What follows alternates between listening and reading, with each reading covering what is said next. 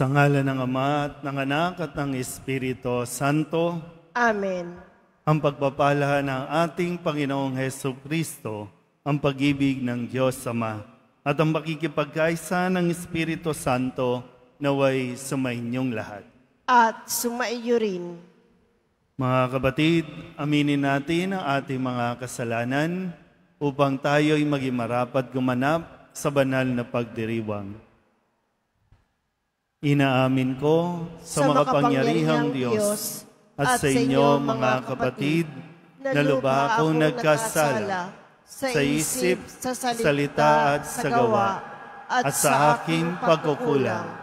Kaya isinasamo ko sa mahal na Birhen Maria, sa lahat ng mga anghel at mga banal, at sa inyo mga kapatid na ako'y panalangin sa Panginoong ating Diyos. Kawaan tayo ng makapangyarihang Diyos, patawarin tayo sa ating mga kasalanan at patnubayan tayo sa buhay na walang hanggan. Amen. Panginoon, kaawaan mo kami. Panginoon, kaawaan mo kami. Kristo, kaawaan mo kami. Kristo, kaawaan mo kami. Panginoon, kaawaan mo kami. Panginoon, kaawaan mo kami. Manalangin tayo. Ama naming makapangyarihan, ipagkaloob mo sa iyong sambayanang tinipon ng iyong Espiritong Banal, ang kaloobang ikaw ay wagas sa pagtapatan at ang kapasyahang ikaw ay malayang paglingkuran sa pamamagitan niya, kasama ng Espiritu Santo, magpasawalang hanggan. Amen. Magsiupo muna po ang lahat. Pagbasa mula sa mga gawa ng mga apostol. Noong mga araw na iyon, sinabi ni Pablo sa matatanda ng simbahan ng Efeso, "Ingatan ninyo ang inyong sarili at ang lahat ng kabilang sa kawan, sapagkat inilagay sila ng Espiritu Santo sa inyong pag-iingat. Pangalagaan ninyo ang simbahan ng Diyos na kanyang tinubos sa pamamagitan ng kamatayan ng kanyang sariling anak. Alam kong pagkaalis ko'y magsisipasok ang mga mababangis na asong gubat at walang patawad na sisilain ang kawan. Mula na rin sa inyo ay lilitaw ang mga taong magsasalita ng kasinungalingan upang mapasunod ang mga alagad, at sa gayon ay mailigaw sila. Kaya't mag-ingat kayo at alalahanin ninyong tinuruan ko kayo gabit araw sa loob ng 3 taon, at maraming luha ang pinuhunan ko. At ngayon ay itinatagubilin ko kayo sa Diyos at sa Kanyang salita na nagpapahayag ng Kanyang kagandahang loob. Siya ang makapagpapatibay sa inyo at makapagbibigay ng lahat ng pagpapalang inilaan niya sa lahat ng Kanyang pinapaging banal. Hindi ko hinangad ang pilak, ginto, o pananamit ni numan. Alam ninyong nagbanat ako ng buto upang kumita ng ikabubuhay naming magkakasama. Sa lahat ng pagkakataon, ipinakita ko sa inyo na sa pamamagitan ng ganitong pagpapagal ay dapat ninyong tulungan ang mahihirap. Alalahanin ang mga salita ng Panginoong Hesus. Higit na mapalad ang magbigay kaysa tumanggap. Pagkasabi nito, lumuhod si Pablo at nanalangin kasama nila. Silang lahat ay umiiyak at hinagkan si Pablo. Labis nilang ikinalungkot ang kanyang sinabing, siya'y hindi na nila makikita uli. at siya'y inihatid nila sa barko. Ang salita ng Diyos. Salamat sa Diyos. Tanang mga kaharian, ang poong Diyos ay awitan. Tanang mga kaharian, ang poong Diyos ay awitan. Sana'y iyong ipadama ang taglay mong kalakasan. Ang lakas na ginamit mo noong kami ay isang galang. Magmula sa Jerusalem, sa iyong tahanang templo, na pati ang mga hari dooy naghahandog sa iyo. Tanang mga kaharian, ang poong Diyos ay awitan. Umawit sa Panginoon ang lahat ng kaharian. Awitin ang pagpupuri at ang poon ay papurihan. Purihin ang nagalakbay sa matandang kalangitan. Mula rooy maririnig ang malakas niyang sigaw. Tanang mga kaharian, ang poong Diyos ay awitan. Ipahayag ng bala na ang taglay na kalakasan. Siya'y hari ng Israel, maghahari siyang tunay. Siyang taglay niyang lakas ay buhat sa kalangitan. Kahanga-hanga ang Diyos sa sangtuaryo niyang banal. Siya ang Diyos ng Israel na sa tanay nagbibigay ng kapangyarihan at lakas na kanilang kailangan. Tanang mga kaharian, ang poong Diyos ay awitan. Magsitayo na po ang lahat.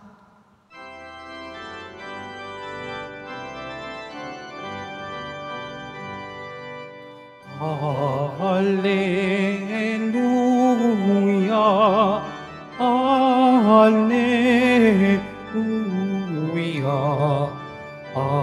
Alleluia,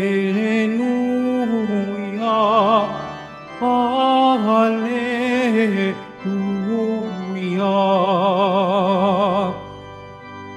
Amang Diyos ni Jesucristo,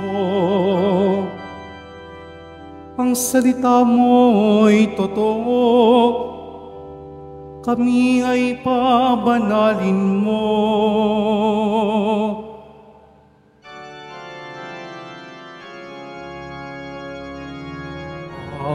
Alleluia,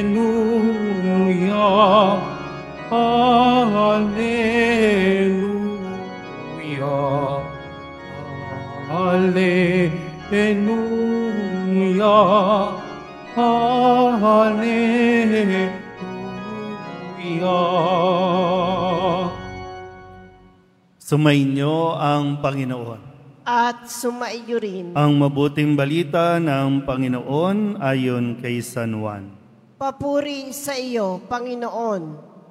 Noong panahong iyon, si Jesus ay tumingala sa langit, nanalangin at ang wika, Amang banal, ingatan mo sila sa pamamagitan ng kapangyarihan ng iyong pangalan. Pangalang ibinigay mo sa akin upang sila'y maging isa, kung paanong tayo'y iisa. Habang kasama nila ako, iningatan ko sila sa pamamagitan ng kapangyarihan ng iyong pangalang ibinigay mo sa akin. Inalagaan ko sila at ni isa'y walang napahamak, liban sa taong humanap ng kanyang kapahamakan upang matupad ang kasulatan. Ngunit ngayon, ako'y papunta na sa iyo at sinasabi ko ito habang ako'y nasa sanlibutan upang mapuspos sila ng aking kagalakan. Naibigay ko na sa kanila ang iyong salita at kinapuotan sila ng sanlibutan sapagkat hindi na sila makasanlibutan tulad kong hindi makasanlibutan. Hindi ko idinadalangin alisin mo sila sa sanlibutan, kundi iligtas mo sila sa masama. Hindi sila makasanlibutan tulad kong hindi makasanlibutan. Italaga mo sila sa pamamagitan ng katotohanan. Ang salita mo'y katotohanan. Kung paanong sinugo mo ako sa sanlibutan, gayon din naman sinusugo ko sila sa sanlibutan, at alang-alang sa kanila'y itinilaga ko ang aking sarili upang maitalaga rin sila sa pamamagitan ng katotohanan. Ang mabuting balita ng Panginoon. Pinupuri ka namin, Panginoong Hesukristo. Magsupo muna po ang lahat. Isang magandang tanghali po sa inyong lahat. Ngayon po ay Miyerkules sa ika-7 linggo ng Pasko ng Pagkabuhay at tayo po ay naghahanda at inihahanda ng ating liturhiya para sa pagdiriwang ng linggo ng Pentecostes o ang pagbaba ng Espiritu Santo sa mga alagad. Kung kaya't sa tagpo ng ating Ebanghelyo mula sa Ebanghelyo ni San Juan, ay binabalikan natin ang ilan sa mga dasal na idinasal ni Jesus bago pa man tuluyan siyang magpakasakit, mamatay at muling mabuhay. Ito yung nilalaman ng mga panalangin ni Jesus.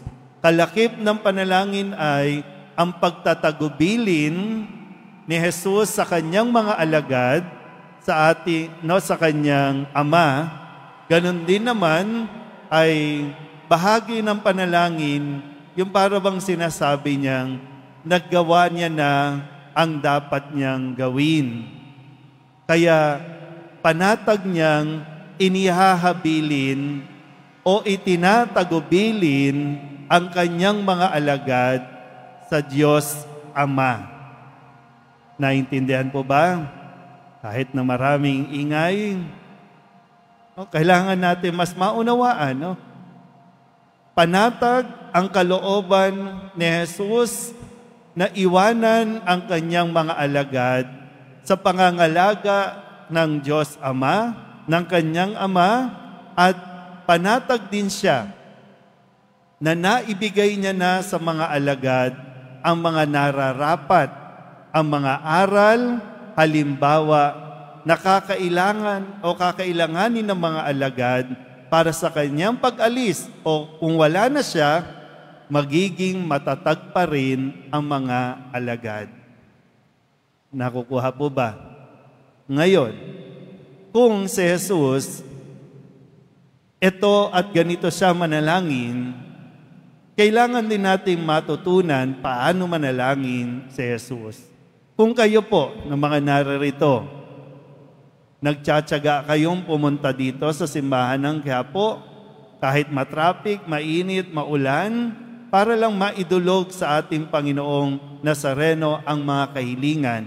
Pero ano ang nilalaman ng inyong kahilingan, ng inyong mga dasal? Kung sakali po na sasabihin natin, malapit na ang oras mo. Kasi maging si Kristo nga, ito yung isang bagay na ayaw nating pinag-uusapan na para bang ikaw ay mabubuhay ng walang hanggan sa mundong ito. May katapusan ang bawat nilalang sa mundong ito. Pero kung aalis ka na ba, kung mawawala ka na ngayon o bukas, kampante ka ba na ang iyong iiwanan ay magiging maayos dahil ginampanan mo ang iyong responsibilidad?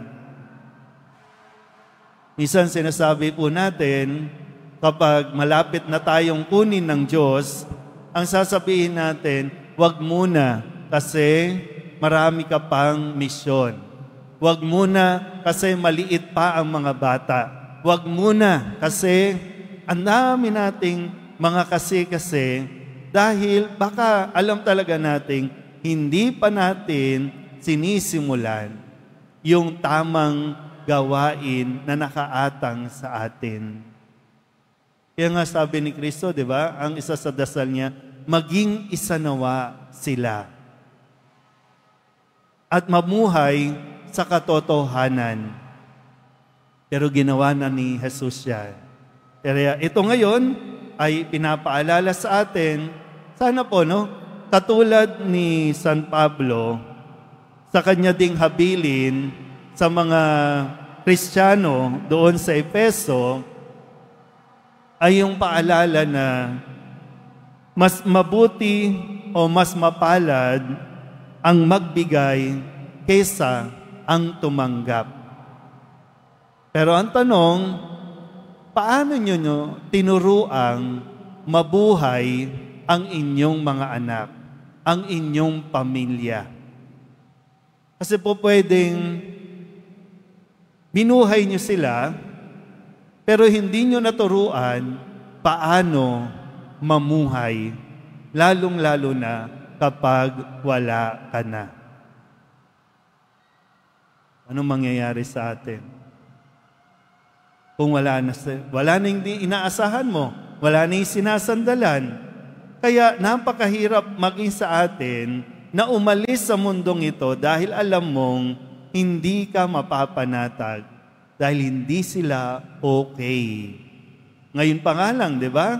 Nag-aaway-away, nagkakahiwa-hiwalay, nagkakawatak-watak, dahil hindi natin naturuan ng tamang pag-uugali, ng tamang pakikitungo sa isa't isa.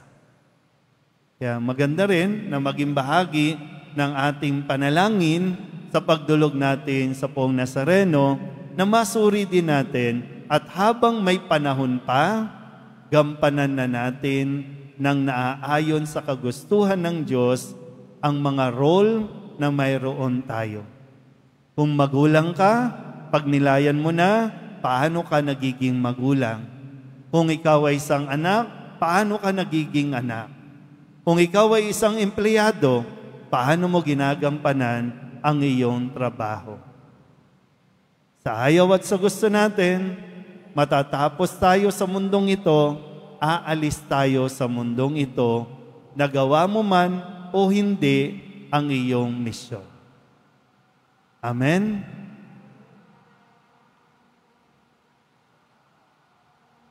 Magsitayo ang lahat. Minamahal ko mga kapatid, habang naghahanda tayo para sa Pentecostes, nalalaman natin na kahit nabubuhay tayo sa mundo, hindi tayo nabibilang sa mundo. Tinatawagan tayo ng katotohanan ito upang manalangin para sa lahat ng tao, kaysa ni Kristo na hindi nagnanais na may maligaw ng landas. Ang ating itutugon, Ama, italaga mo kami sa iyo. Ama, italaga mo kami sa iyo.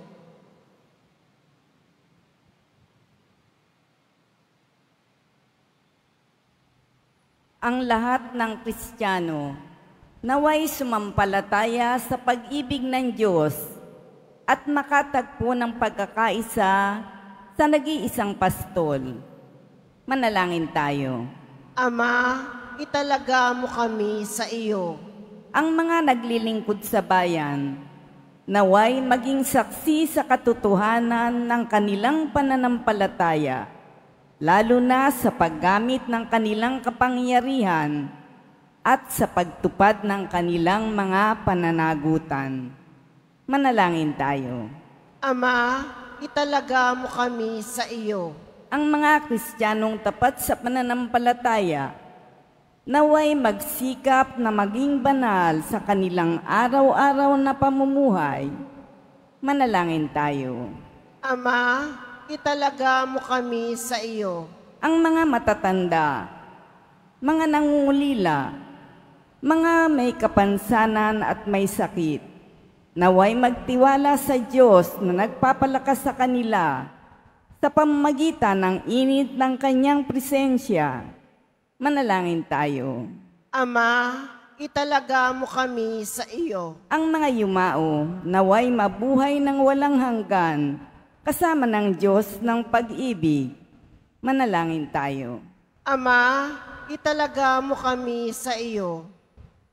Butihing Ama, habang iniibig namin ang isa't isa, nabubuhay ka sa amin at nagiging ganap ang iyong pag-ibig na nasa amin. Tanggapin mo ang aming mga panalangin sa pamamagitan ni Kristo na aming Panginoon. Amen. Magsiupo muna po ang lahat.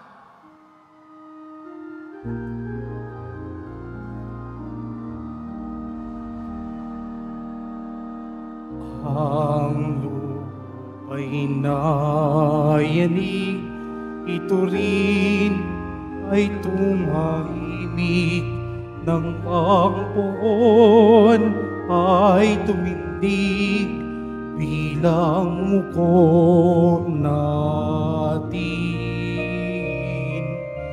Hallelujah, Hallelujah,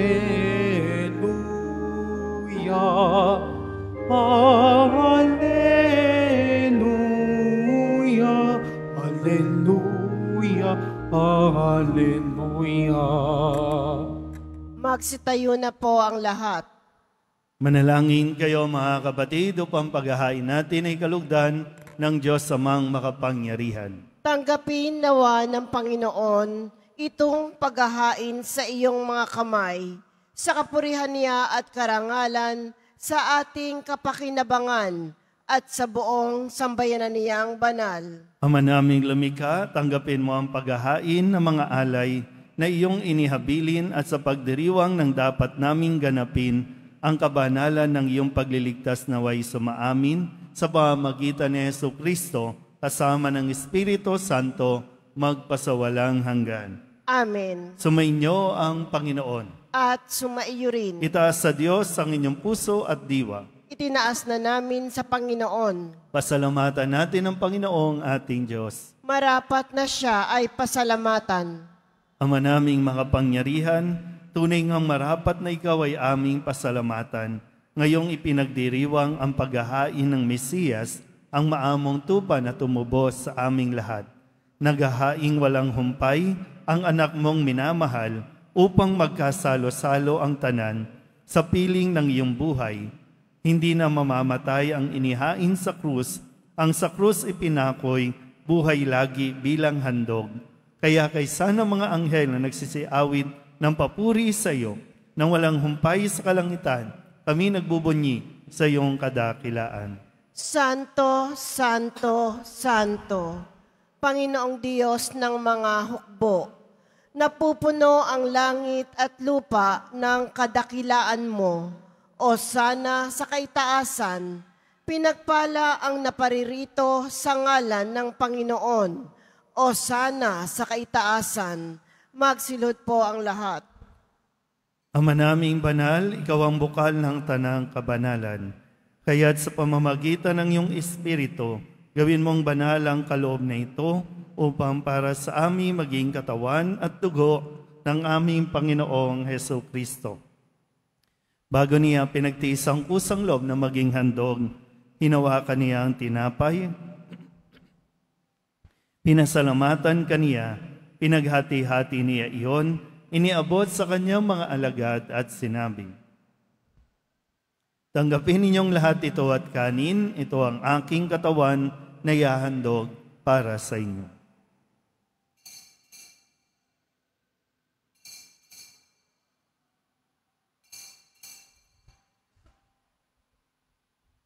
Gayun din naman, nung matapos ang hapunan, hinawakan niya ang kalis, muli kaniyang pinasalamatan. Iniabot niya ang kalis sa kanyang mga alagad at sinabi, tanggapin ninyong lahat ito at inumin. Ito ang kalis ng aking dugo, ng bago at walang hanggang tipan. Ang aking dugo na ibubuhos para sa inyo at para sa lahat sa ikapagpapatawad ng mga kasalanan. Gawin ninyo ito sa pag-alaala sa akin.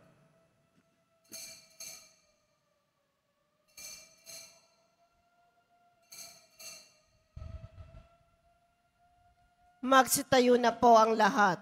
Ipagbunyi natin ang misteryo ng pananampalataya. Si Kristo'y namatay, si Kristo'y nabuhay, si Kristo'y babalik sa wakas ng panahon. Ama, ginagawa namin ngayon ang pag-alaala sa pagkamatay at muling pagkabuhay ng iyong anak. Kaya tiniaalay namin sa iyo ang tinapay na nagbibigay buhay at ang kalis na nagkakaloob ng kaligtasan. Kami napapasalamat dahil kami iyong minarapat na tumayo sa harap mo para maglingkod sa iyo. Isinasamo namin kami magsasalo-salo sa katawan at dugo ni Kristo ay mabuklod sa pagkakaisa sa pamamagitan ng Espiritu Santo. Amalingapin mo ang iyong simbahang laganap sa buong daigdig. Puspusin mo kami sa pag-ibig kay San Leon na aming Papa at ni Jose na aming Obispo at ng Tanang Kaparian. Alalahanin mo rin ang mga kapatid naming nahimlay na may pag-asang sila'y muling mabubuhay, gayon din ang lahat ng mga pumanaw. Kawaan mo sila at patuloyin sa iyong kaliwanagan. Kawaan mo at pagindapating kaming lahat na makasalo sa iyong buhay na walang wakas. Kaysa ng mahal na Birheng Maria na Ina ng Diyos, ng kabiyak ng puso niyang si San Jose. Kaysa ng mga apostol at ng lahat ng mga banal na namuhay dito sa daigdig ng kalugod-lugod sa iyo, may pagdiwang nawa namin ang pagpupuri sa ikararangal mo sa pamamagitan ng iyong anak na aming Panginoong Heso Kristo. Sa pamamagitan ni Kristo, kasama niya at sa Kanya, ang lahat ng parangal at papuri ay sa iyo, Diyos Amang makapangyarihan, kasama ng Espiritu Santo, magpasawalang hanggan. Amen. Sa tagubili ng mga nakagagaling na utos at sa turo ni Jesus sa Panginoon natin at Diyos, ipahayag natin ang lakas loob. Ama namin, sumasalangit ka, sambahin ang ngalan mo, mapasa amin ang kaharian mo, sundin ang loob mo dito sa lupa para nang sa langit. Bigyan mo kami ngayon ng aming kakanin sa araw-araw at patawarin mo kami sa aming mga sala para ng pagpapatawad namin sa nagkakasala sa amin. At huwag mo kaming ipahintulot sa tukso at iadya mo kami sa lahat ng masama. Hinihiling namin kami iadya sa lahat ng masama, pagkalooban ng kapayapaan araw-araw, iligtas sa kasalanan at ilayo sa lahat ng kapahamakan, samantalang aming pinananabikan ang dakilang araw ng pagpapahayag ng tagapagligtas namin sa Heso Kristo.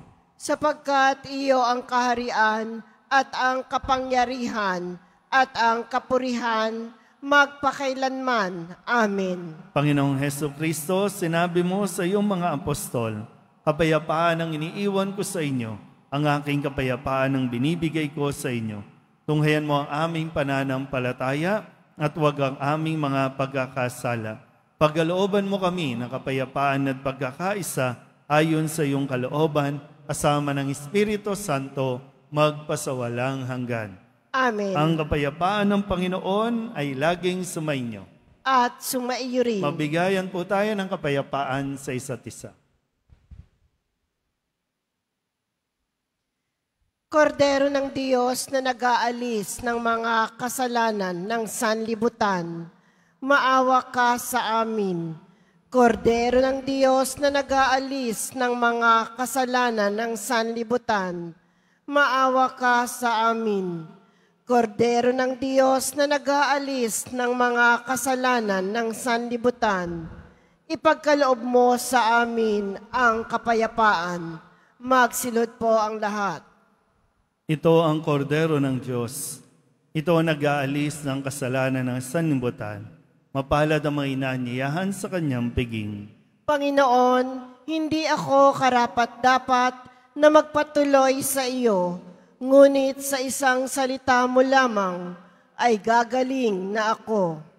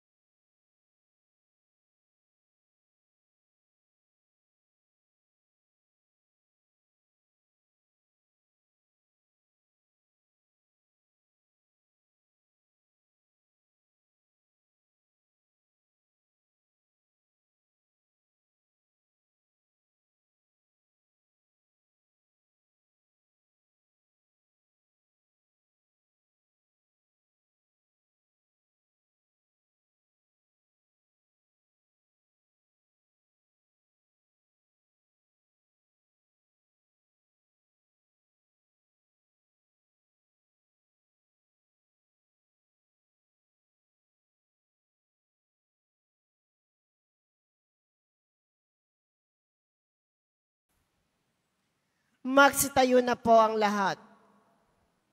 Manalangin tayo. Ama naming mapagmahal, ang pakikinabang naway laging magdulot sa amin ng iyong kagandahang loob at paggiliw at sa kakayahan nito para kami dalisayin. Kami naway pagindapating lagi sa iyong nakahain sa pamamagitan ni Jesucristo kasama ng Espiritu Santo magpasawalang hanggan. Amen. Sumainyo ang Panginoon. At sumaiyo rin. Manalangin tayo para sa pagbabasbas.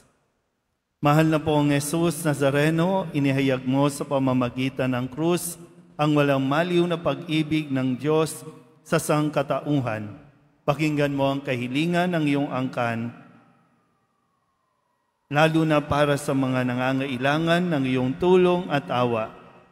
Makamtanawa namin ang iyong kasagutan na may utang na loob na tinatanaw.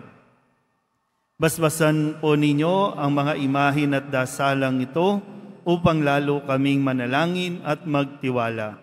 Sa pamamagitan ng bendisyon na ito, naway lalo kaming maging mapaglingkod, masunurin at tapat sa iyo na aming maluwalhating Panginoon, magpasawalang hanggan. Amen. At pagpalain kayo ng makapangyarihang Diyos, Ama at Anak at Espiritu Santo. Amen. Tapos ng banal na misa, umayo tayo sa kapayapaan ng Poong Jesus Nazareno. Salamat sa Diyos. Magandang tanghali.